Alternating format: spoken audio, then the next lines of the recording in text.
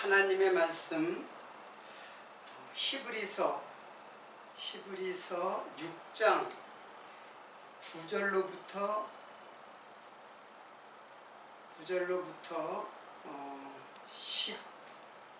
12절까지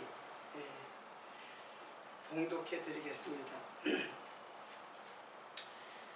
사랑하는 자들아, 우리가 이같이 말하나 너희에게는 이보다 나은 것과 구원에 가까운 것을 확신하노라. 하나님이 불의치 아니하사 너희 행위와 그의 이름을 위하여 나타낸 사랑으로 이미 성도 섬긴 것과 이제도 섬기는 것을 잊어버리지 아니하시느니라. 우리가 간절히 원하는 것은 너희 각 사람이 동일한 부지런함을 나타내어 끝까지 소망의 풍성함에 이르러 게으르지 아니하고 믿음과 오래 참음으로 말미암아 약속들을 기업으로 받는 자들을 본받는 자 되게 하려는 것이라.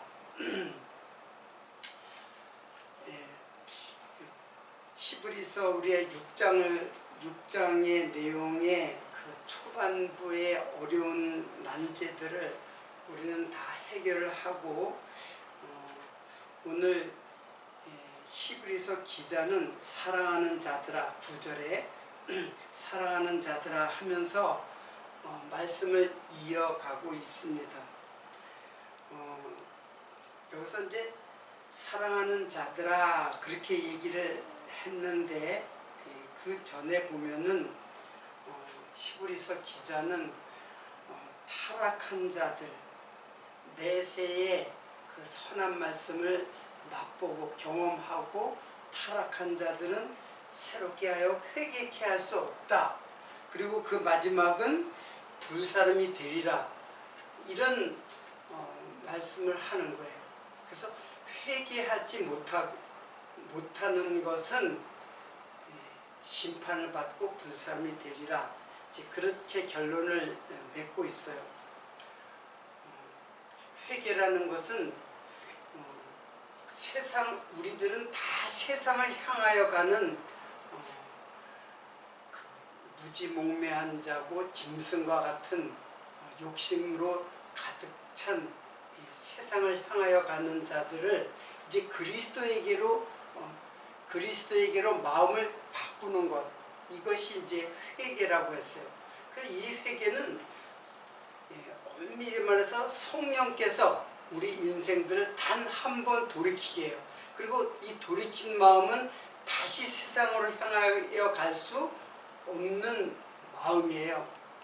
이것은 구약에 이스라엘 백성들이 홍해를 건넜는데 홍해를 다시 건너가지고 애굽으로 다시 돌아갈 수 없다는 것과 같은 거예요. 그래서 일단 홍해를 건너서 광야에 들어가는 자들은 이제 가나안까지 가는 길이 다 확정이 되어 있어요. 물론 모형이기 때문에 광야에서 죽는 자들이 있죠. 이것은 다 설명을 했기 때문에 다시 설명을 하지 않지만은, 어떻든 회개는 홍해를 건너는 사건이 바로 세례이고, 그것이 중생이고, 그것이 부활이에요. 그래서 회개에 이른 자들은 다 이미 그리스도 안에서 부활한 자를 상징하는 사건입니다. 자, 그렇기 때문에 사랑하는 자들아, 이것은 히브리서 기자는 이미 지금 이 말씀을 듣고 깨닫는 자들을 사랑하는 자들이라고 하는 것은 바로 성도로 확신하고 있는 자들을 의미하는 거예요. 그래서 우리가 이같이 말하나, 자, 지금 그 마지막은 심판이요 불사름이 된다는 이 무서운 경고의 말씀을 했지만은, 그렇게 말하지만은 너희에게는 이보다 나은 것과 구원에 가까운 것을 확신하노라. 너희들은 구원에 이미 가까운 자가 되었다. 여기서 가까운이라는 뜻은 페이도예요. 페이도가 아니라 에코예요. 에코. 확신이 페이도고 구원에 가깝다라는 것은 에코예요. 이거는 거기 보면은 6장 7절에 보면은 거기도 만일 가시와 공공 길을 내면 버림을 당하고 저주함에 가까워라고 하는 말이 있죠. 거기에 가깝다는 말과 9절에 구원에 가깝다라는 말은 똑같은 가깝다는 단어가 똑같지가 않아요. 7절에 가깝다라는 거는 심판에 가깝다라는 말인데, 심판에 가깝고 마지막은 불사름이 된다, 이제 그런 뜻인데, 이때는 앵귀스라고 하는데 이거는 가까이 상징적으로 멀지 않다, 그런 뜻이에요. 그리고 이제 장소나 시간을 상징적으로, 이제 장소나 시간에 대한 상징적인 가까움이에요. 그러니까 이거는 장소나 시간이 아니라 영원한 심판을 말하는 거예요. 그리고 6장 9절 오늘 본문 말씀을 읽을 때에 구원에 가까운 것을 확신하노라. 이거는 이제 너희들은 구원에 가까운 것을 확신하노라. 여기서 가까움은 에코예요. 이거는 구원에 속하다. 이 에코는 뭐뭇에 속하다, 즉 소유하다라는 개념이에요. 그리스도 안에 속한 그런 의미예요. 그래서 이거는 간직하다 또는 보관하다, 붙잡다. 이게 예수를 간직하고 그 안에 속했다는 것은 함께 하나가 됐다는 뜻이잖아요. 그리고 간직하다, 보관하고 간직하다, 즉 예수 그리스도의 말씀, 즉 예수 그리스도를 내 마음속에 심어서 간직하고 보관하고 붙잡다, 그런 뜻이에요. 자, 그리고 여기서 확신한다라는 말이 있는데 요거는 페이도예요. 오늘 제가 주제를 구원의 확신이라고 했는데 이 확신이 페이도예요. 페이도.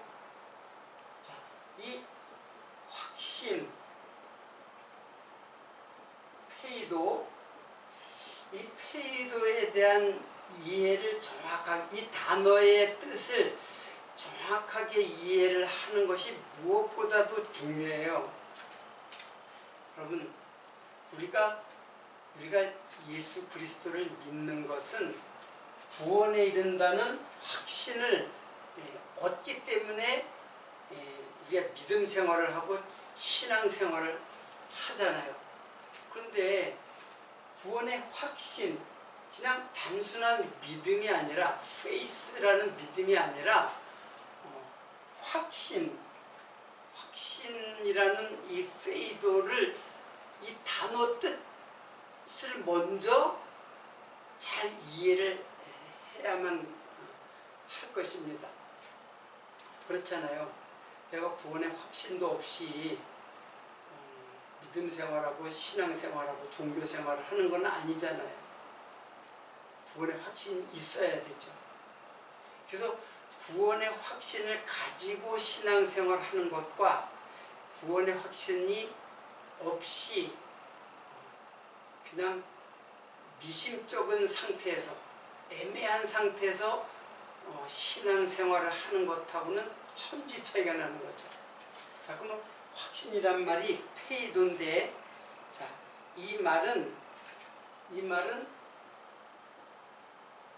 확신을 가지게 하다, 그런 말이에요. 그러면 요 말을 보면은 이거는 수동태죠. 수동태란 말이에요. 내가 확신을 갖는 것이 아니라 누군가로부터 확신이 주어진 것을 내가 갖게 되는 것을 말하는 거예요. 자, 그런데 이 페이도는 이 시제를 보면은 미완료 또는 과거 완료예요. 과거 완료. 자, 여러분 이게 우리나라의 그 국어의 문법에는 있을 수가 없는 일이에요. 미완료는 완료가 되지 않았다. 그런데 여기는 과거 완료예요. 그래서 여기는 또는이에요. 미완료 또는 과거 완료. 그런데 한 단어가 미완료이기도 하고 과거 완료이기도 한 단어는 그 단어 자체가 모순을 일으키잖아요. 충돌하잖아요. 이것과 이거는 전혀 다른 뜻이에요. 이거는 완료가 됐다는 뜻이고 이거는 완료되지 않았다는 뜻이잖아요. 자, 그런 두 개의 그 개념을 페이도라는 단어가 갖고 있는 거예요. 자, 그리고 이게 아까 제가 이것을 요 단어를 두고 제가 수동태라 했는데 이 페이도라는 단어가 중간태 또는 수동태예요. 자, 중간태이기도 하고 또는 수동태예요. 자, 이것도 역시 마찬가지예요. 수동태와 중간태는 이 중간태는 수동태이기도 하고 능동태이기도 해요. 그런 단어가 중간태요. 그래서 언젠가 제가 이 중간태에 대해서 이거는 이제 디퍼넌트 동사라고 그러거든요. 근데 이것에 대해서 제가 설명한 적이 있는데 지금은 이것에 대한 설명은 생략하도록 할게요. 문법적인 것이기 때문에. 어떻든 수동태도 아니고 능동태도 아닌 게 아니라 수동태도 되고 능동태도 돼요. 근데 이런 단어는 사실 있을 수 없어요. 그렇잖아요.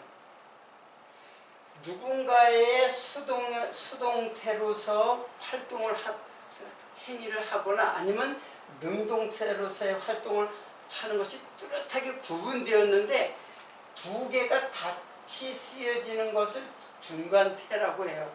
그래서 제가 여기 수동태라고 한 거는 요 단어를 보고 제가 수동태라고 쓴 것인데 사실은 페이도라는 단어는 중간태예요. 중간태는 수동태도 되고 능동태도 돼요. 자, 그러면은 여기에도 지금 뭐예요? 미완료와 과거완료의 모순이 있죠. 서로 전혀 화합할 수 없는 개념이 한 단어 속에 있다는 거예요. 이건 역시 중간태라는 것도 역시 한 단어 속에 수동태와 능동태가 같이 쓰인단 말이에요. 이런 단어가 도대체 우리나라의 단어에서는 찾아볼 수가 없어요. 이 말 자체가 성립이 안 돼요. 서로 모순을 일으키기 때문에. 자, 그러면 이거 왜 이 확신, 너희가 구원에 가깝고 그 나는 확신한다. 구원에 가까운 것을 나는 확신한다. 라고 하는 구원의 확신에 대해서 이런 단어가 쓰여졌을까? 라는 문제를 우리는 갖게 되는 것입니다. 자, 이거는 어떻게 좀 해석해야 될까요? 자, 이것의 해석은 사실 그렇게 어렵지 않아요. 왜 그러냐면은 성도는 이미 구원을 얻은 자가 됐어요.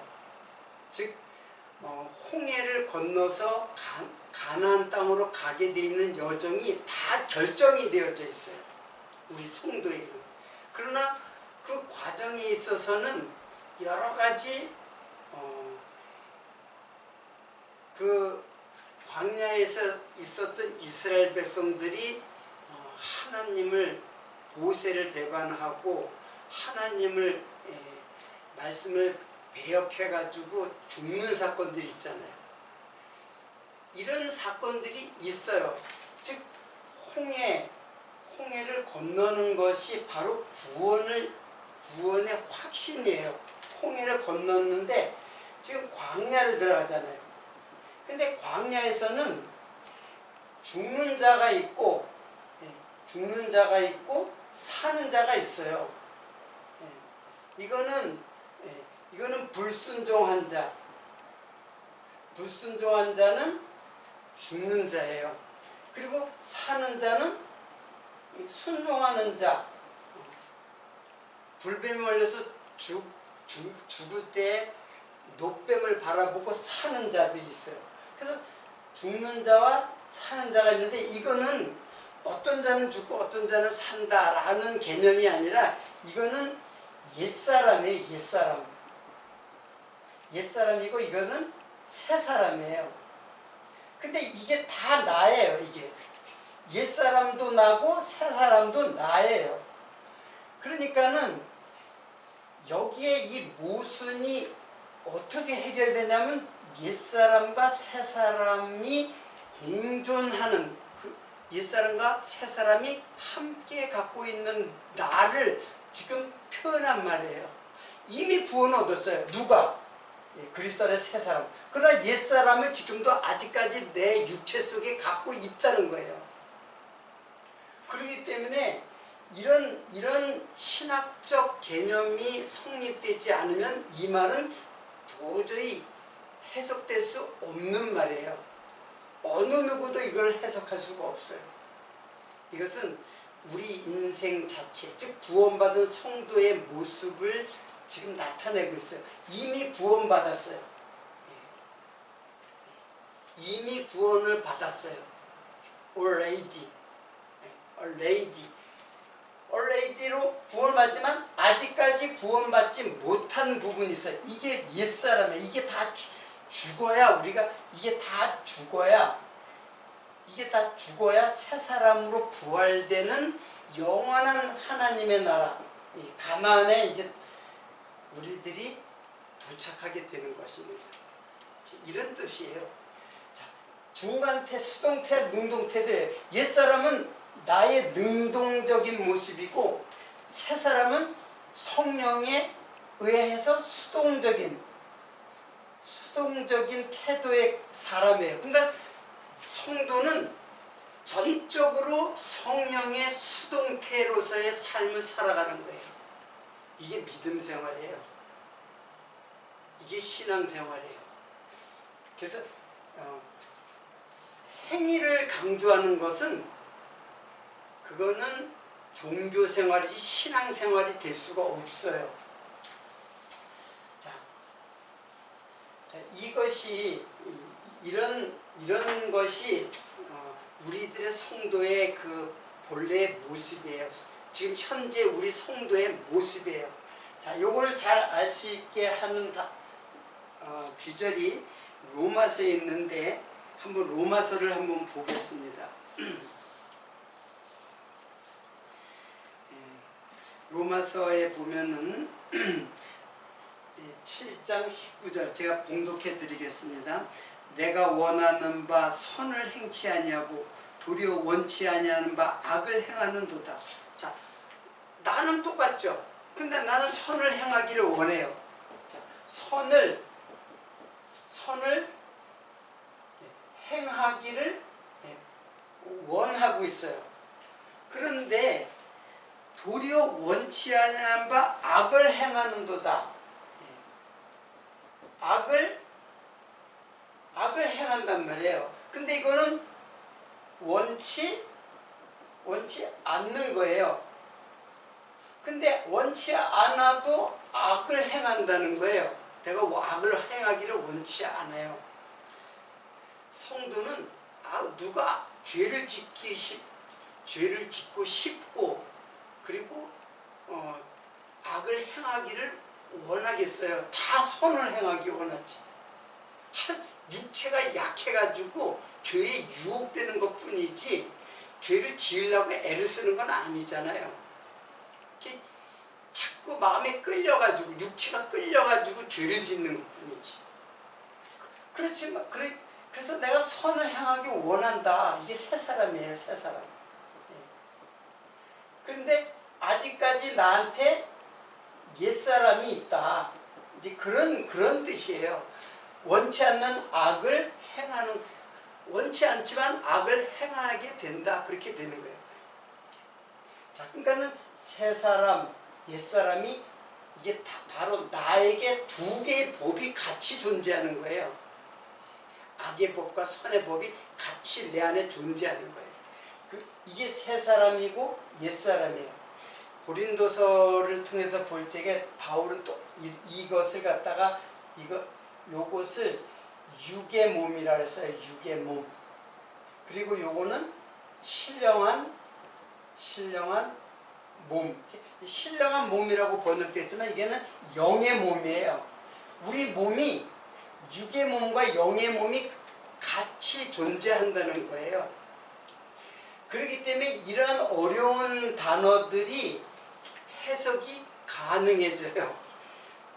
신비스럽게도 현상적으로는 도저히 이루어질 수 없는 두 개의 개념, 즉 선과 악의 개념이 서로 내 안에서 존재한다는 것을 의미하는 단어가 바로 확신이에요.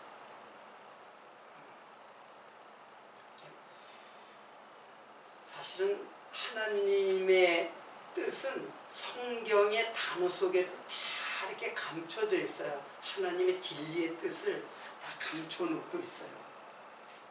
자, 그러니까는 9절을 보면은 사랑하는 자들아 우리가 이같이 말하나 너희가 마지막에 부산이 된다. 이제 그렇지만은 너희에게는 이보다 나은 것과 구원에 가까운 것을 확신하노라. 나는 너희들이 구원받을 것을 확실히 안다. 그런 뜻입니다. 하나님이 불의치 아니하사 너희 행위와 그의 이름을 위하여 나타낸 사랑으로 이미 성도를 섬기는 것과 이제도 섬기는 것을 잊어버리지 아니하시느니라. 우리가 간절히 원하는 것은 너희 각 사람이 동일한 부지런함을 나타내어 끝까지 소망의 풍성함을 이르러 게으르지 아니하고 믿음과 오래 참음으로 말미암아 약속을 기업으로 받는 자들을 본받는 자 되게 하려는 것이라. 자, 우리는 엄밀히 말해서 구원의 확신에 이른 자예요. 이 새 사람을 갖고 있는 자예요. 비록 육체의 옛사람으로 살아가고 있지만은 새 사람의 영을 우리들이 입혀진 사람이에요. 그렇기 때문에 절대로 불사람, 저주에 가까워가지고 불사람이 되는 최후의 심판을 당하지 않는 자예요. 이게 구원의 확신이에요. 자, 그런데 이런 구원의 확신을 사람들은 이 구원의 확신에 대한 이해가 갈려져 가지고 그래서 이단도 나타나게 돼요. 구원의 확신을 갖다가 사사로이 자기 마음대로 풀어 가지고 구원파라는 게 있어요. 구원파라는 게 상당히 사회에서도 센세이션한 그 무리를 일으킨 그 이단 종파인데 그 이단 종파를 보면은 뭐 구원파가 얼마나 잘못된 거라는 거는 그 열매로 보면 알 수가 있죠. 구원파는 뭐 유병원이라든가 또는 옛날에 오대양 사건이라는 게 있어요. 많은 사람들이 천장에서 다 죽음으로 발견이 된 사건이 있는데 이게 자살인지 타살인지 모를 이상한 미스테리 같은 의문의 그 시신들이 천장에서 발견된 적이 있어요. 이게 다 구원파예요. 근데 구원파가 아주 뚜렷하게 하나로 나타나는 게 아니라 여러 갈래로 나타나요. 여러 모습으로 다른 종파로다가 이렇게 나타내요. 그래서 구원파를 그 추종을 하면은 이제 사실은 한 줄기에서 오는 건데 여러 모양으로 나타나요. 그래서 구원파가 여러 종파로 이렇게 나누어져 있어요. 자, 어떻든 2단 구원파가 있습니다. 이거는 여러분들이 이제 구원파에 대해서 여러분들이 좀 이제 경계심을 이제 가져야 되는데 그들의 유혹은 굉장히 아주 매력적이에요. 다시 구원받았어? 그러면은 많은 사람들은 이렇게 말할 수 있어요. 내가 구원받았나? 그 질문을 받는 순간 내가 구원을 받았나? 아니면 구원을 받지 않은 거 아닌가? 라는 애매한 그런 상태를 갖게 돼요. 보통 일반적인 성도들이 그렇잖아요. 그러나 어떤 사람들은 나는 구원받았어 확신을 하는 사람이 있어요. 근데 그 확신이 어디에서 오는 것인지를 자기 자신도 몰라요. 이 구원이 내가 구원받다는 확실한 확신이 믿음이 이게 하늘로부터 온 것인가 아니면 자기 스스로 만들어낸 것인가 또 의심할 필요가 있어요. 어떤 사람은 자기가 구원의 확신을 자기 스스로 갖고 있으면서도 이건 하늘이 준 것, 하나님이 내게 준 확신이라고 믿는 사람들도 있어요. 그래서 상당히 애매모호한 것이 이제 구원의 확신이에요. 여러분 그렇잖아요. 내가 구원의 확신도 없이 교회에 나가고 예수를 믿고 그 자체가 이상하잖아요. 구원의 확신도 없으면서. 확신이 뭐예요? 확실한 믿음이잖아요. 신자가 믿음이잖아요. 그러니까 믿음도 없으면서 믿음 생활한다? 신앙 생활한다? 그 말 자체가 안 되는 거죠. 그래서 그런 생활은 사실은 신앙 생활과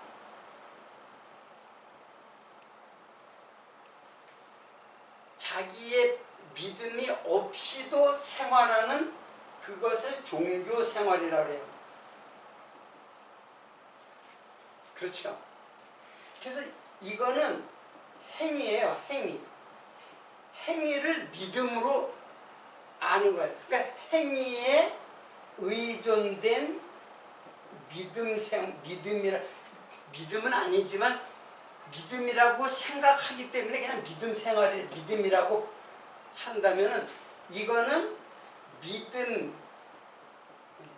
믿음을 의존한 거예요. 그 믿음은 어디에서 의존된 것인가? 이거는 지식에서 의존돼요. 지식. 근데 이 지식이 세상의 지식이 아니에요. 이거는 하늘로부터 오는 지식이에요. 이 지식은. 이게 내가 금방 단어를 잊어버렸는데 지식을 따르는 것이 아니요. 이제 그 구절하고 그 내용을 설명하면 참 좋은데 어떻든 지식이 부정적인 것하고 긍정적인 것이 있는데 이게 하늘로 오는 지식이에요. 그래서 단어가 틀려요. 그리고 그냥 일반적인 지식은 그 지식주의가 또 따로 있어요. 이성주의, 지식 중심의 그런 신앙을 하는 것이 따로 있거든요. 자, 오늘 어떻든 간에 이거는 뭐냐면 성령께서 예수가 그리스도이심을 깨닫게 해주는 지식에 그 지식으로 믿음을 얻게 되는 거예요. 그래서 요것은 뭐냐면은 이거는 이 믿음은 전적으로 수동이에요. 누가 믿음을 주는 거예요. 누가? 성령께서 예수가 그리스도라는 것을 깨닫게 해서 믿음을 주는 거예요. 그래서 예수를 믿는 거예요. 내가 믿는 거는 불안한 거예요. 내가 예수를 믿는 거는 불안한 거예요. 예수의 믿음이 내 안에 들어와서 믿는 것이라야 확실한 믿음이죠. 그것이 확신이에요. 근데 내가 믿는 것, 여기 내가 믿는 건 행위에 의존했기 때문에 행위에 의존한 믿음, 요거는 엄밀히 말해서 종교 생활이 아니에요. 이거는 신앙 생활이 아니고 믿음 생활이 아니고 이거는 종교 생활이에요. 당시 바리새인들 그리고 서기관들, 대제사장, 이들이 바로 종교 지도자였고 바로 종교 생활을 하도록 교훈을 주는 이스라엘의 지도자였어요. 그래서 모든 유대인들은 되게 종교 생활을 해요. 안식일을 지키고 11조를 잘 내고 그리고 율법에 의해서 지시한 모든 율법의 조항들을 하나하나 빠짐없이 지키려고 애쓰는 종교 생활을 하는 자들이에요. 그래서 이 행위에 의존하게 되면은 이 믿음은 불완전한 거예요. 내가 진짜 믿는 건가? 왜? 행위에다 의존하기 때문에. 근데 행위를 갖다가 잘 하면은 확신을 얻어요.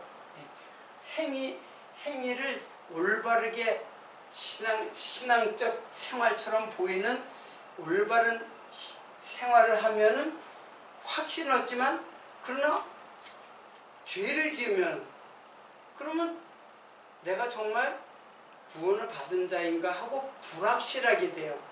그래서 이 행위에다 의존하는 거는 그 이 믿음 자체가 불완전하고 불확신한 거예요. 이게 바로 불확신에 이르는 거예요. 확신하지를 못하는 거예요. 이거는 성령께서 주시니까 이거는 확신이죠. 그렇잖아요. 자기 행위에다가 믿음을 행위에 의존하면은 끊임없이 노력해야 돼요. 끊임없이. 마음에 쉼이 없어요. 마음이 편안하니까 안정감을 얻을 수가 없어요. 내가 또 죄를 짓지는 않을까. 그래서 끊임없이 지금 파리 올림픽이 진행 중인데 금메달을 따기 위해서는 한시도 쉬지 않고 끊임없이 금메달을 목표로 해가지고 매진해야 돼요. 그거하고 똑같아요. 늘 쉼이 없고 스트레스와 그리고 불완전한 상태에서 끊임없이 행위에 의존한 노력을 해야만 돼요. 그러나 우리는 예수 그리스도, 비록 나는 죄의 몸을 갖고 있지만은 예수 그리스도께서 내 죄를 다 속량했다고 하는 이 예수에 대한 믿음, 이것이 나를 구원에 이르는 확신을 얻게 한단 말이에요. 이 믿음 누가 스스로 얻을 수 있어요? 오직 누가? 성령만이 우리를 이렇게 인도해 갈 수가 있는 것입니다. 그래서 행위를 가리키는 교사들 있죠. 대부분의 지도자들, 당시에 종교 지도자들이 누구냐면 바리새인, 서기관, 그리고 종교 지도자들 왜? 대제사장. 자, 이런 사람들이 당시에 유대 사회를 다 이끄는 지도자들이었어요. 그러니까 이들은 신앙의 지도자가 아니라 이들은 종교 생활, 행위를 계속해서 율법을 가리켜서 행위로 율법을 지키라고 하는 가르침을 주는 자들이 바로 이런 자들이에요. 그런데 당시에 이런 사람들은 이때만 바리새인들, 서기관, 대제사장이 아니에요. 지금 현재도 있어요. 현재도 행위를 교훈으로 가리키는 많은 지도자들 있잖아요. 목회자들. 많은 지도자들 다 설명은 이렇게 저렇게 해도 나중에 결론은 행위의 결론이 떨어지게 돼 있어요. 예수에게 떨어지는 것이 아니라 예수만이 나의 소망이다라고 하는 이 결론에 떨어지는 것이 아니라 행위에 떨어져요. 그래서 모든 이단 종파들은 다 행위예요. 행위. 모든 이단 종파의 결론은 행위예요. 열심히 하라. 오늘도 10절에 보세요. 하나님이 불의치 아니하사 너희 행위와 그 이름을 위하여 나타낸 사랑으로 이미 성도 섬긴 것과 이제도 섬기로서 잊어버리지 아니하시니라. 11절에 우리가 간절히 원하는 것은 너희 각 사람이 동일한 부지런으로 나타내어 끝까지 소망의 풍성함에 이르러 게으르지 아니하고 믿음과 오래 참음으로 약속의 기업을 본받는 자 되게 하려는 것이다. 자, 그러니까 게으르지 말고 부지런해라. 끝까지 참고 인내하라. 그런 말들은 행위를 가리키는 것처럼 보이죠. 그러니까 이런 말씀을 들으면 다 행위의 유혹에 빠져버려요. 그래서 행위를 믿음 생활을 행위 생활로 나아가는 거예요. 이들의 유혹에 빠진 거예요. 성도들은 그런 말에 잘 빠지게 돼 있어요. 지금 6장 1절부터 쭉 지금까지 한 것은 다 구약의 모든 것은 예수를 알게 하도록 하는 것이다 라고 믿음을 가르쳐 줬는데 또다시 그 뒤에 말씀 보면은 게으르지 말고 그리고 부지런해라 뭐 이런 말들은 뭐야? 행위처럼 보이잖아요. 그러니까 다 잊어버리고 또다시 행위로 빠진단 말이에요. 이게 바로 종교 지도자들의 유혹이에요. 행위를 가리키는 유혹. 이게 바로 사단이요 마귀예요. 그들은 하나님 말씀을 지 멋대로 가리키는 거예요. 행위로 가리키는 거예요. 예수에 대한 믿음을 가르쳐주는 게 아니라 행위를 가르쳐줘요. 그 행위를 열심히 하도록 자꾸 우리를 부추기는 거예요. 그 성도는 계속 행위에 매달려 있어요. 열심히 행위를 해요. 그러다 죄를 지면 내가 정말 하나님의 백성인가 하나님의 자녀인가 하고 의심의 구름이 자기를 덮어버리는 거예요. 불확신으로 빠져버리는 거예요. 여러분, 우리가 왜 끊임없이 성경 공부를 해야 될까요? 우리가 성경 공부를 안 하면은 다 불확신 속으로 빠져들게 돼. 이 불확신의 늪으로 자꾸 빠져들게 돼. 그래서 확신을 잃어버리게 돼 있어요.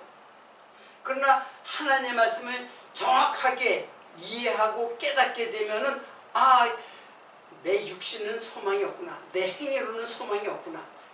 오직 예수 그리스도의 믿음만이 나를 구원에 이르게 하는구나. 이 확신에 이르게 된단 말이에요.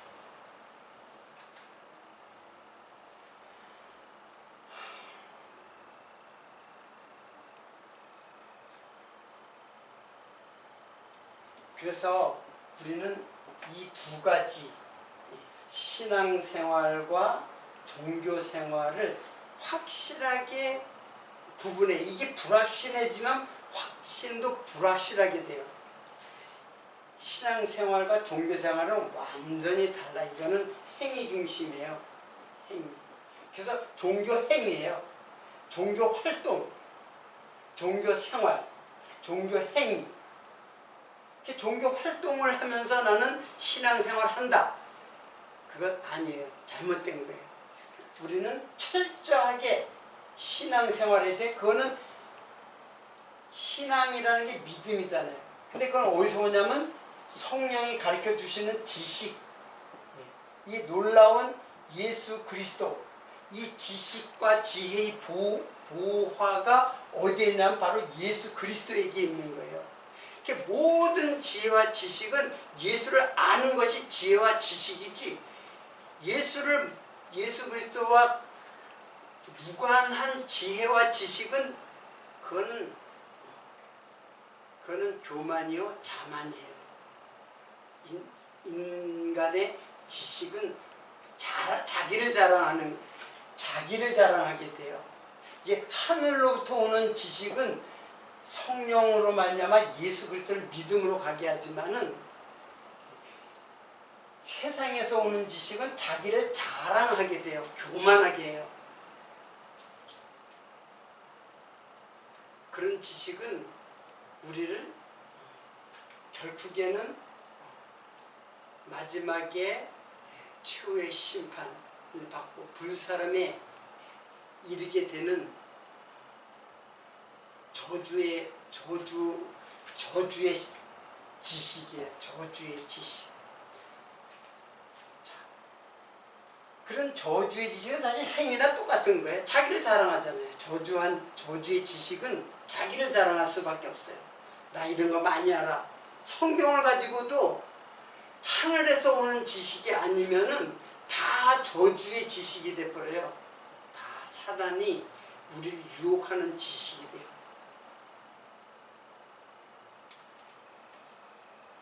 대부분의 그 이단 종파는 요 잘못된 지식을 유혹해요. 잘못된 지식에 호기심을 가지고 하고, 특히 종말론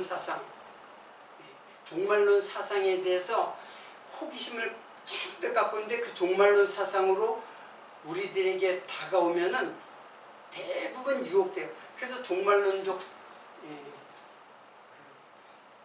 이단 사상이 많이 나타나요. 그래서 그건 다 이제 요한계시록을 막 사사로이 풀어가지고 요한계시록을 통해서 다 멸망으로 이끌어가는 유혹의 영들입니다. 요한계시록도 역시 예수가 그리스도라는 사실을 뚜렷하게 증거하는 하나님의 말씀입니다. 특별히 말세의 때에 요한계시록을 유혹하는 모든 이단 종파의 유혹들을 여러분들이 단호하게 물리치고, 또 행위를 가르치는 그 유혹으로부터 여러분들이 벗어나서 참된 지식, 참된 믿음을 여러분들이 소유하는 여러분 되시기를 부탁드리고 오늘 말씀을 마치도록 하겠습니다.